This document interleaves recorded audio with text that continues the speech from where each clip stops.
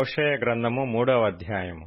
మరియు యెహోవా నాకు సెలవిచ్చినదేమనగా, ఇశ్రాయేలీలు ద్రాక్షపండ్ల అడలను కోరి ఇతర దేవతలను పూజించినను యెహోవా వారిని ప్రేమించినట్లు దాని ప్రియునికి ఇష్టురాలై వ్యభిచారిణియగు దాని యొద్దకు నీవు పోయి దానిని ప్రేమించుము. కాగా నేను 15 తులముల వెండియు ఏదుము యవలును తీసుకొని దానిని కొని ఆమెతో ఇట్లంటిని, చాలా దినములు నా పక్షమున నిలిచియుండి ఏ పురుషుని కూడకయు వ్యభిచారము చేయకయు నీవుండవలెను. నీ ఎడల నేనును అలాగున నుందును. నిశ్చయముగా ఇశ్రాయేలీలు చాలా దినములు రాజు లేకయు అధిపతి లేకయు బలి నర్పింపకయు నుందురు. దేవతాస్తంభమును గాని ఏఫోదును గాని గృహదేవతలను గాని ఇంచుకొనకుందురు. తరువాత ఇశ్రాయేలీలు తిరిగి వచ్చి తమ దేవుడైన యెహోవా యొద్దను తమ రాజైన దావీదు యొద్దను విచారణ చేయుదురు. ఈ దినముల అంతమందు వారు భయభక్తులు కలిగి యెహోవా అనుగ్రహము నొందుటకై ఆయన యొద్దకు వత్తురు. హోషేయ గ్రంథము 4వ అధ్యాయం. ఇశ్రాయేలు వారలారా, యెహోవా మాట ఆలకించుడి. సత్యమును కనికరమును దేవుని గూర్చిన జ్ఞానమును దేశమందు లేకపోవుట చూచి యెహోవా దేశ నివాసులతో వ్యాజ్యమాడుచున్నాడు.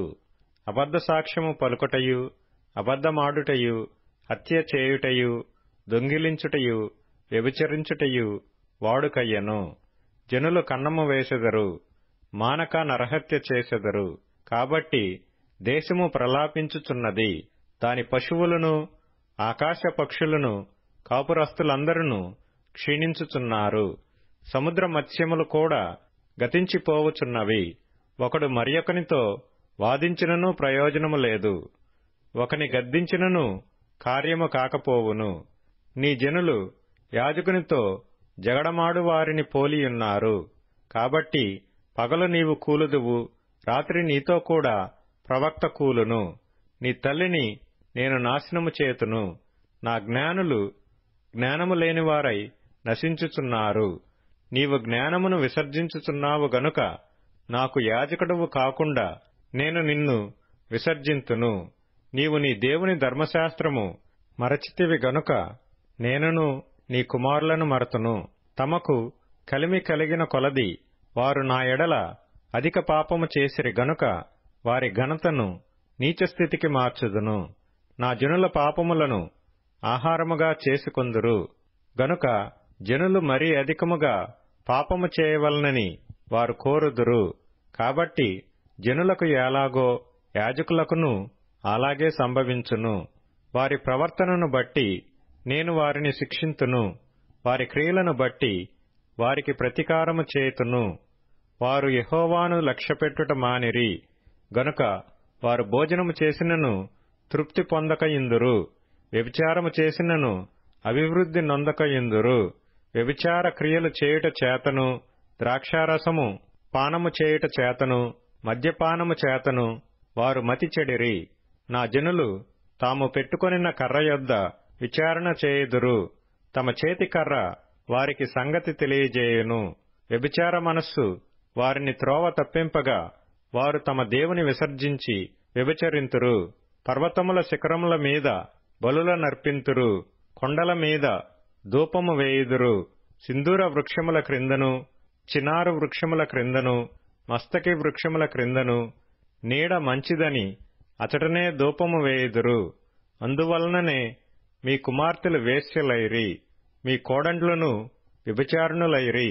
జనులు తామే వ్యభిచారిణులను కూడుదురు, తామే వేశ్యలతో సాంగత్యము చేయుచు బలుల నర్పింతురు గనుక మీ కుమార్తెలు వేశ్యలగుటను బట్టి నేను వారిని శిక్షింపను.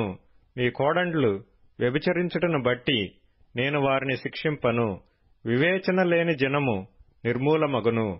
ఇశ్రాయేలు, నీవు వేశ్యవైతివి అయినను యూదా ఆ పాపములో పాలు పొందకపోవునుగాక. గిల్గాలునకు పోవద్దు, బేతావెనునకు పోవద్దు. యెహోవా జీవము తోడని ప్రమాణము చేయవద్దు. పెయ్య మొండితనము చూపునట్టు ఇశ్రాయేలు వారు మొండితనము చూపియున్నారు గనుక విశాల స్థలమందు మేయు గొర్రెపిల్లకు సంభవించునట్లు దేవుడు వారికి సంభవింపచేయును. ఎఫ్రాయిము విగ్రహములతో కలిసికొనెను, వానిని అలాగుననే యుండనిమ్ము. వారికి ద్రాక్షారసము చేదాయను.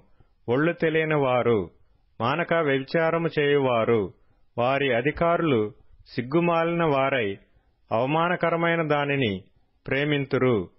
సుడిగాలి జనులను చుట్టి కొట్టుకొని పోవును. తాము అర్పించిన బలులను బట్టి వారు సిగ్గునొందుదురు.